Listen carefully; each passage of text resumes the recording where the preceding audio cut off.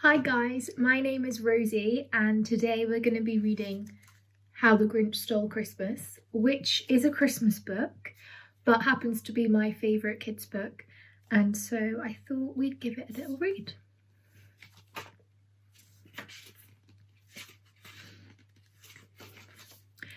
Every Who down in Whoville liked Christmas a lot. But the Grinch who lived just north of Whoville did not. The Grinch hated Christmas, the whole Christmas season. Now please don't ask why. No one quite knows the reason.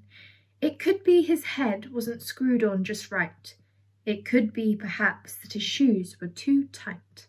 But I think that the most likely reason of all may have been that his heart was 2 sizes too small.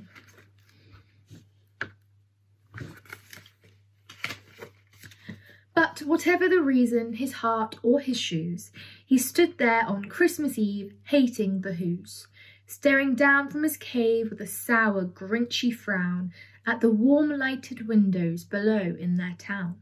For he knew every Who down in Whoville beneath was busy now hanging a mistletoe wreath.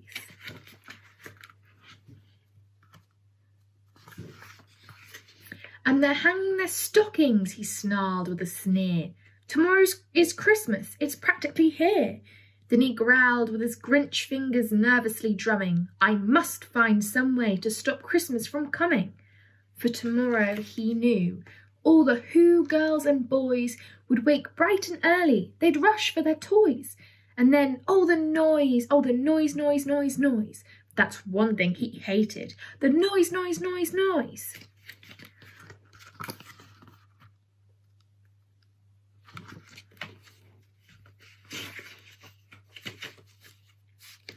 Then the Whos, young and old, would sit down to a feast, and they'd feast, and they'd feast, and they'd feast. They would feast on Who pudding and rare Who roast beast, which was something the Grinch couldn't stand in the least. And then they'd do something he liked least of all.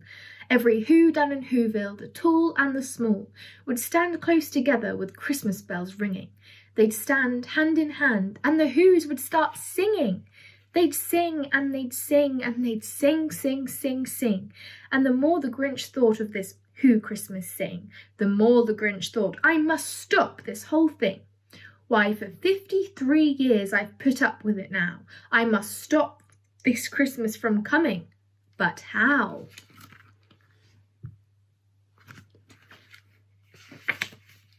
Then he got an idea, an awful idea. The Grinch got a wonderful, awful idea. I know just what to do, the Grinch laughed in his throat, and he made a quick Santa Claus hat and a coat, and he chuckled and chuckled with a great Grinchy trick. With this coat and this hat, I'll look just like St. Nick. All I need is a reindeer, the Grinch looked around, but since reindeer are scarce, there was none to be found. Did that stop the old Grinch? No, the Grinch simply said, if I can't find a reindeer, I'll make one instead. So he called his dog Max, then he took some red thread, and he tied a big horn on the top of his head.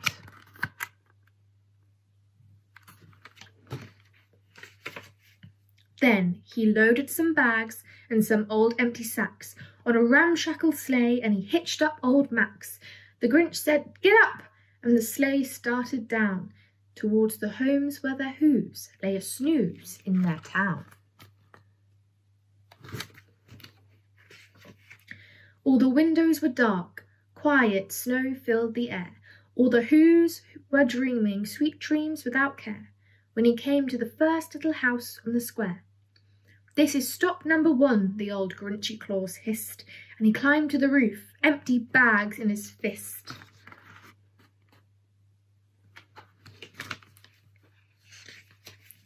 Then he slid down the chimney, a rather tight pinch, but if Santa could do it, then so could the Grinch. He got stuck only once, for a moment or two, then he stuck his head out of the fireplace flue, where the little Who stockings all hung in a row. These stockings, he grinned, are the first things to go.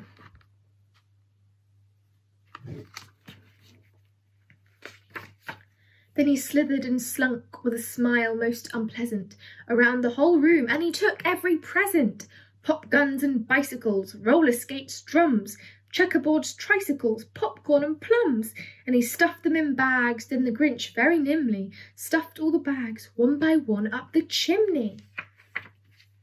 Then he slunk to the icebox. Who took the who's feast? He took the who pudding, he took the roast beast.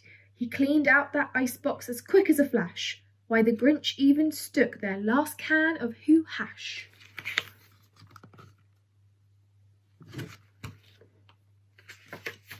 Then he stuffed all the food up the chimney with glee. And now, grinned the Grinch, I will stuff up the tree.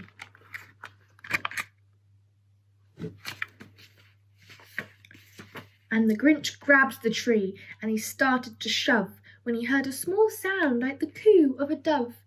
He turned around fast, and he saw a small who, little Cindy Lou who was not more than 2. The Grinch had been caught by this tiny who daughter, who'd got out of bed for a cup of cold water. She stared at the Grinch and said, "Santa Claus, why? Why are you taking our Christmas tree? Why?"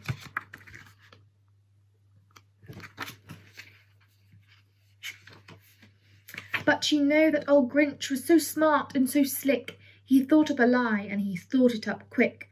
My sweet little tot," the fake Santa Claus lied, "there's a light on this tree that won't light on one side.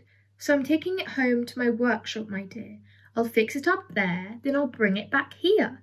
And he fib-fooled this child, then he patted her head, and he got her a drink, and he sent her to bed. And when Cindy Lou Who went to bed with her cup, he went to the chimney and stuffed the tree up.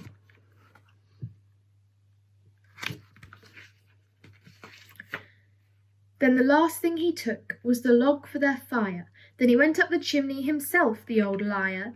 On the walls he left nothing but some hooks and some wire.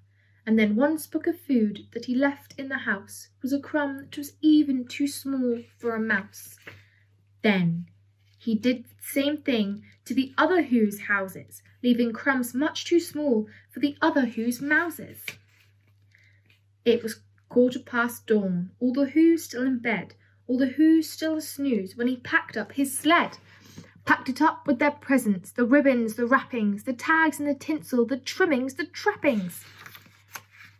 3,000 feet up the side of Mount Crumpet, he rode with his load to the tip-top to dump it. Pooh-pooh to the Who's, he was Grinchiously humming. They're finding out now that no Christmas is coming. They're just waking up, I know just what they'll do. Their mouths will hang open a minute or two. Then the Who's down in Whoville will all cry, boo-hoo. That's a noise, grinned the Grinch, that I must simply hear. So he paused, and the Grinch put his hand to his ear. And he did hear a sound rising over the snow. It started in low, then it started to grow. But the sound wasn't sad. Why, this sound sounded merry. It couldn't be so, but it was merry, very. He stared down at Whoville. The Grinch popped his eyes. Then he shook. What he saw was a shocking surprise.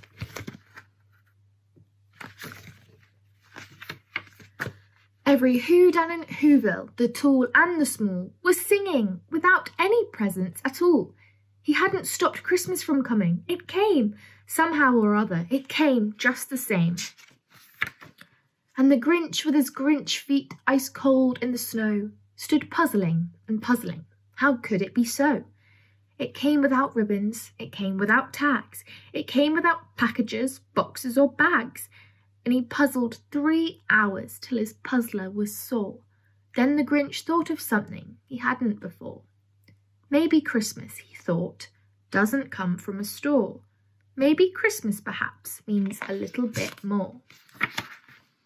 And what happened then? Well, in Whoville they say that the Grinch's small heart grew 3 sizes that day.